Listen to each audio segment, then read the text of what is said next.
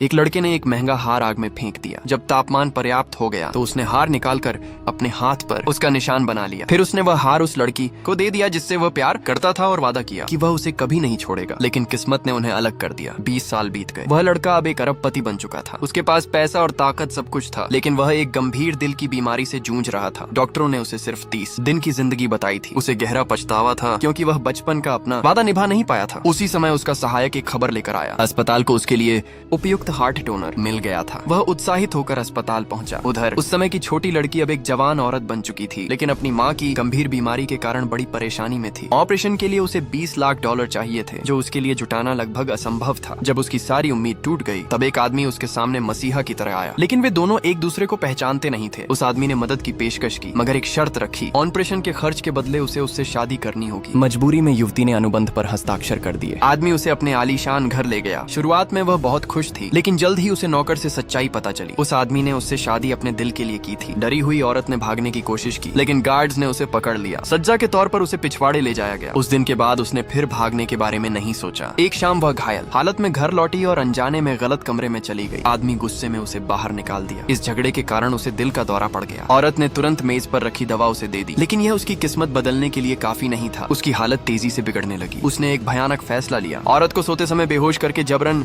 Surgery के लिए ले जाया गया। ऑपरेशन शुरू होने ही वाला था कि सहायक घबराया हुआ अंदर आया। उसके हाथ के दस्तावेज में लिखा था कि वही युवती दरअसल वही लड़की थी जिसे वह सालों से ढूंढ रहा था। आदमी ने तुरंत ऑपरेशन रुकवा दिया। सच्चाई जानकर वह टूट गया। वह उसे अपनी असली पहचान बताना चाहता था, लेकिन तभी उसकी मंगेतर और माँ उसे ऑपरेशन जारी रखने के लिए दबाव डालने लगी। आदमी ने बिना झिझक उस औरत को अपनी बाहों में उठाया और वहाँ से दूर चला गया। इस बार वह उसे कभी नहीं छोड़ेगा।